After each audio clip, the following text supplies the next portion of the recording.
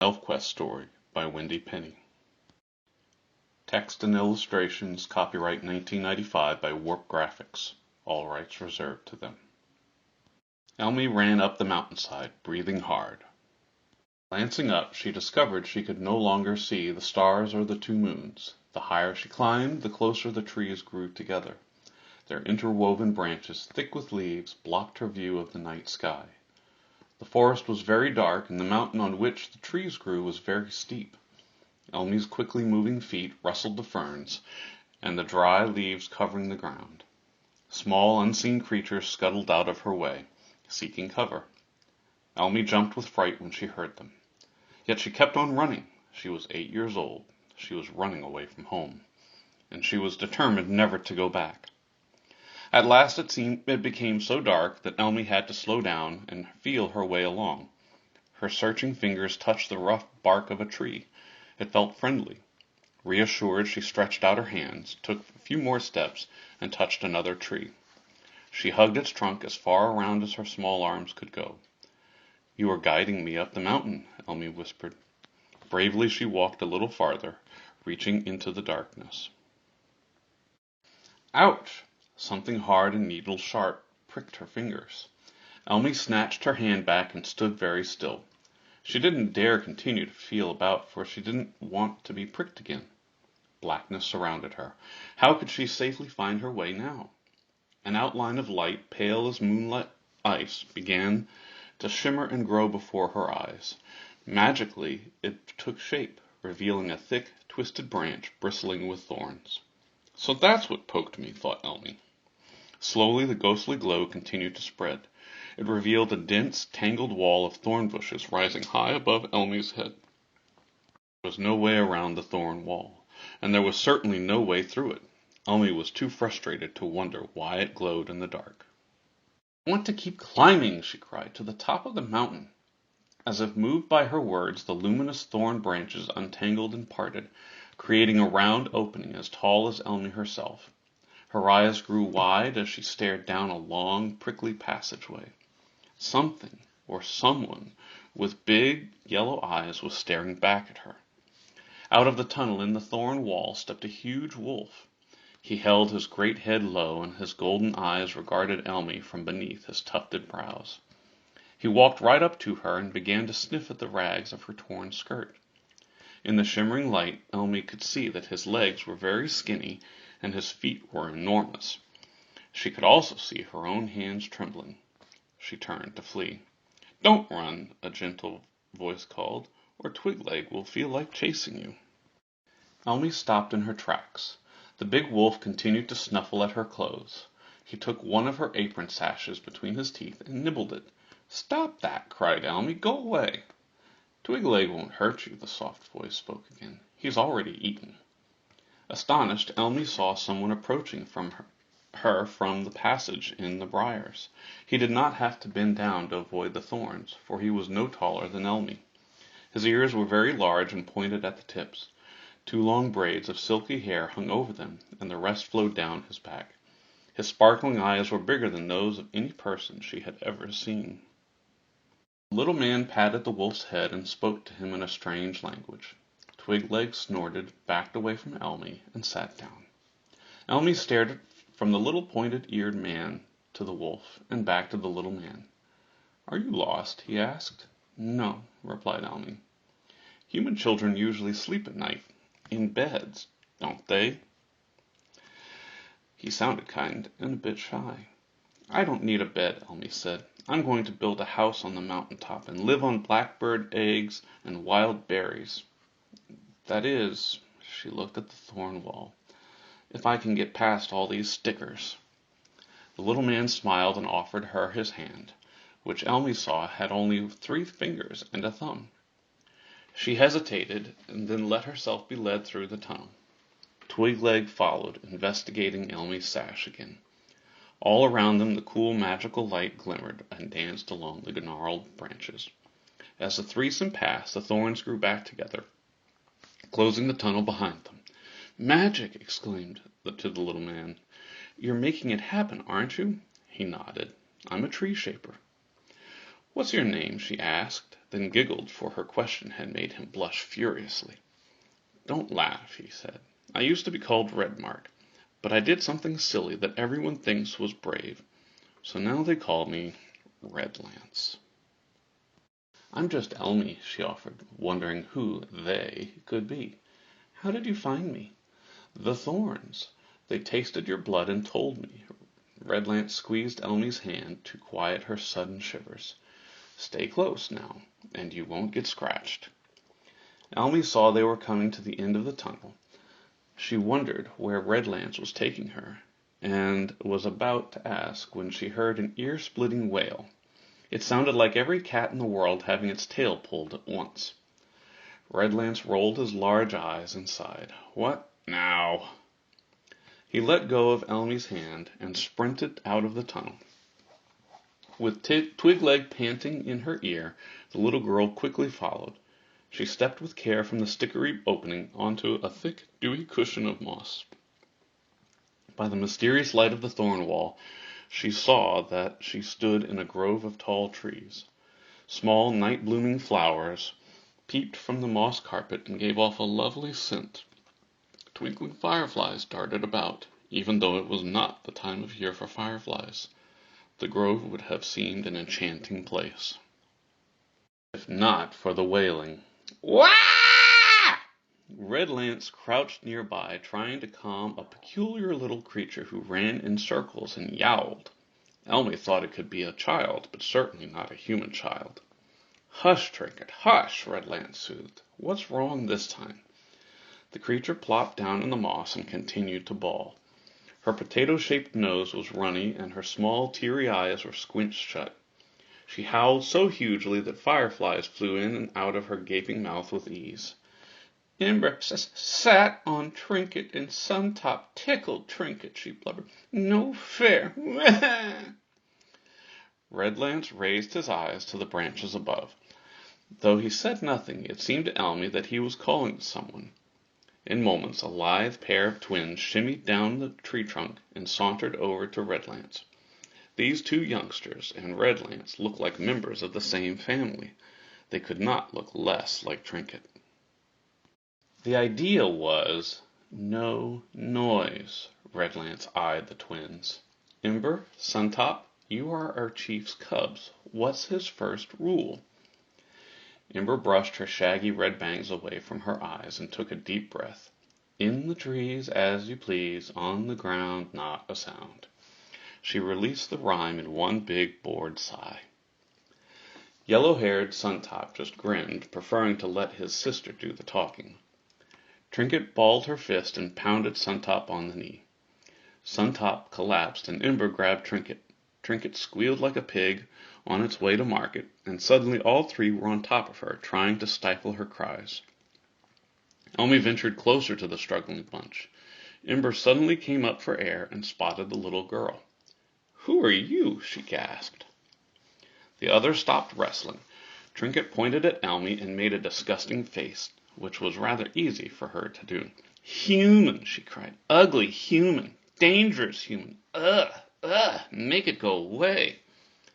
Elmy brought her hand to the collar of her dress and felt for the thing which lay hidden beneath the shabby cloth. "I didn't run away from home just to hear." She pressed her lips tightly together. No, these strange little people were not going to see her cry. She looked for a way to escape, but the tunnel was closed. Twigleg still prowled about eyeing her, and the only grown-up in the grove was the child-sized Redlance who could make plants grow and do spooky dances and glow.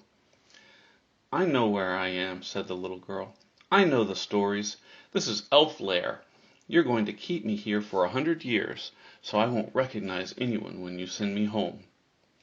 Puzzled, the twins and Trinket blinked at each other. Redlance stood up, looking serious. As he came close to Elmy, she noticed for the first time the beautiful ring of gold encircling his brow. "This is the Holt. You're safe here," he said. "We have stories too. It's told we took the shape of human dreams long ago. That's why we must live way up here in the trees." He placed his hand under Elmy's chin. "That's where humans like to keep their dreams, high up and far away. We're called wolf riders, and Suntop Suntop finally spoke up, only to be interrupted by his twin sister. "Father's coming," Ember hissed, jerking a thumb over her shoulder. "Then we better hide the humans," said Suntop, grabbing Elmi's arm. "Her name is Elmi," Redlance corrected. "Take Trinket too. Keep her quiet. I'll talk with Cutter." Suntop and Ember hustled Elmi over and the squalling Trinket over to a tree. Bulging along its trunk from roots to branches were many knots arranged one above the other like a ladder. "Hurry up, climb," Ember told Elmi. "It's easy." Not knowing what else to do, Elmi obeyed. Though her shoes' thin soles, she felt with her toes for the knots in the tree trunk. Up she climbed until she was able to crawl onto a sturdy branch. Suntop and Ember followed swiftly with Trinket. They found Elmi sitting quite comfortably on the branch, dangling her legs in the air. "I'd never have called this a climbing tree," she said, excited to be up so high. "Shh!" hushed Suntop, keeping his hand clapped tightly over Trinket's big mouth. "Wait till the hunt passes through." "What's a—" Elmi began, then fell silent with awe. Through the leaves she could see a pack of many wolves running silently, with fluid grace, into the holt. Each panting wolf bore on his back a rider who resembled Redlance and the twins. Some of those small riders were men and some were women. Some had long bows and quivers full of arrows, others held delicate spears or gleaming hunting blades. They were dressed in forest-colored leathers and furs, and their eyes shone in the night like stars. But of all the wolf riders, one stood out. He wore his pale hair in a fluffy topknot and looked very handsome astride his brown and black mount. "That's Cutter, our father," Ember whispered proudly to Elmi. "He's chief. Nobody gets away with anything around him." "That's what I'm afraid of," hissed Suntop. Far below the children's branch, Cutter rode in ahead of his hunters and greeted Redlance. Elmi listened hard to catch what they were saying. Then she realized Redlance and Cutter weren't talking at all. Only their eyes seemed to speak. Cutter nodded and looked up toward the children's hiding place. Elmi lifted her dangling legs, bringing her knees to her chin. Could he see her? Glittering through the leaves, Cutter's eyes reminded Elmi of big blue jewels. She was sure that he looked straight at her, yet he only cocked an eyebrow. Giving Redlance a knowing smile, Cutter signaled the wolf riders to follow him. He rode his great wolf alongside the thorn wall, his golden armband glinting in the eerie light. The wolf riders and their chief disappeared, as silently as they had come, into the deep woods. Turning, Elmi noticed that Ember's earlobes were each pierced with a gold earring, and Trinket had 4 such earrings, 2 on either side. "You elves must be very rich," Elmi said. "Rich?" echoed Suntop. "What's that?" "You wear a lot of jewelry," explained Elmi. "I've never seen so much gold." "The shiny stuff?" Ember asked, hooking a finger in one of her earrings. "Oh, that's nothing. Trinket's folks dig it up all the time. They're trolls, you know. They live underground. We trade them furs and food for the shiny stuff." Ember could not understand why Elmi's mouth hung open in surprise. "It's pretty, that's all," she just shrugged. Again Elmi touched the collar of her dress. "Where I come from," she said, "gold is everything, and if you don't have it, people laugh at you." "Where are you from?" asked Suntop. "She comes from the city at the foot of the mountain." It was Redlance who spoke, for he had climbed up the tree to join the children. He did not stop at their branch, but kept on climbing, higher and higher. Wherever his fingers touched the trunk, a handhold magically sprouted from the living wood. Suntop, Ember, and Elmi followed Redlance at once. Trinket sat pounding on the empty branch until she realized no one would come back to carry her. "Wait for Trinket!" she hollered, scrambling after the others who had by now almost reached the top of the tree. Elmi shivered in the night air. She felt perfectly safe, for Redlance caused the slender top of branches to wrap around her, preventing any chance of a fall. How wonderful it was to gaze at the vast, starry sky above. How wonderful to look down from her lofty perch and see her city looking like a pile of tiny toy blocks. The place that had made her feel small and unimportant now seemed quite small and unimportant itself. "Cutter says as long as I'm cub-sitting anyway, it's all right for you to stay a while," Redlance told Elmy. "You're not the first human child to visit us, but you're the first to have come in a long, long time." "How long?" asked Elmy. "Oh, since before the city was just a group of huts beside the river," Redlance thought thoughtfully. "Before the humans built too many houses too close together. Before the sky above the city became filled with smoke and turned brown." "Oh," said Elmy. "Did you run away from the smoke?" Ember asked the little girl. "Run away?" piped Trinket. "Trinket likes to run away. Ran away tonight. Hee hee." "Why would you do that when your family is so rich?" Elmy became angry and excited all at once. "You don't know what you have. Look!" Elmy reached into her collar and pulled out the necklace she had been hiding. It was made of many colored threads woven together and knotted in different places. From the knots hung several buttons, no two alike. "This is mine. I didn't buy it. I made it. It's all I have." Elmy glared at her companions, almost daring them to laugh. "Ooh, pretty!" exclaimed Trinket, her tiny eyes gleaming with greed. "Pretty!" Elmy stared in amazement at the troll child. Trinket grabbed for the woven necklace. "Want it! Want it! Ah!" Ember stuffed Trinket under her arm, ignoring the little troll's kicks and bites. "No, Elmy made that. It's special." Her voice was full of wonder and respect. Elmy simply could not believe it. The little people actually admired her handmade button necklace. Earlier that day some wealthy schoolchildren, riding along her street in their horse-drawn coach, had stopped to gawk at Elmy's run-down house. As she watched from her rough doorway, a handsome boy stepped from the coach, doffed his hat and bowed, saying, "Elegant lady, what a lovely gown and jewels. Where is the ball being held tonight?"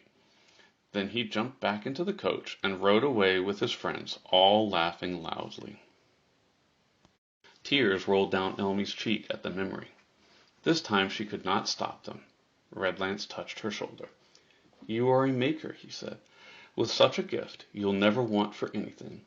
Someone will always have a use for what you can do.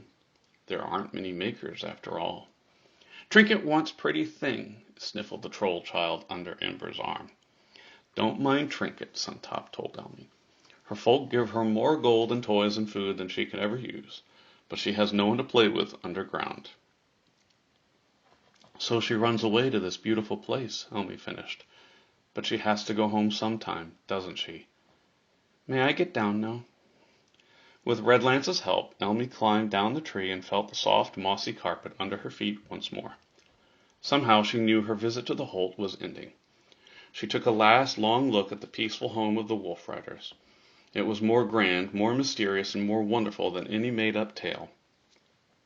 But though her mother and father would surely punish her and demand to know where she'd been, she knew she must keep the Holt a secret. "You can do it," a sweet voice told her. Elmy turned around in surprise. There, coming toward her, was the loveliest of the little people she had seen that night. Her flowing hair was a deep red color. She wore a robe layered in different shades of green, but none of those tints matched the green of her shining eyes. "That's our mother, Lita," Suntop said, giving Elmy a gentle push from behind. "She's a healer. Listen, she's very wise." Lita reached out and took one of Elmy's hands, the hand pricked by Redlance's wall of thorns. Elmy felt a soothing warmth. As she watched, the tiny wounds in her fingertips vanished, as if the skin had never been broken. "It is here, in your hands, that you hold your own life," Lita smiled. "Take care of them, for with head and heart to help, they can make any dream real." Lita patted the buttons on Elmy's woven necklace. "You have already begun." "I can do it," Elmy agreed. "I can make home better. I can be a maker." She looked for Redlance, who now sat mounted on Twigleg's back. Redlance smiled and rode up beside her. Elmy slowly raised her hand to the wolf's forehead and scratched him between the ears. His fur felt coarse and thick, and he smelled like fresh-cut grass. Twigleg sniffed her cheek and licked it once. "You're brave," Redlance said. "All makers are brave." The little girl turned and walked by herself to the tall, wide tangle of briars which protected the Holt from intruders. She felt proud to have been a welcome guest. but when she looked back over her shoulder, she saw that the elves and Twigleg and Trinket the Troll had already melted into the light. Only the fireflies, out of season, remained as proof of the Holt's enchantment. The fireflies, and the glowing tunnel that magically appeared, parting the thorns to let Elmy return down the mountain. The end.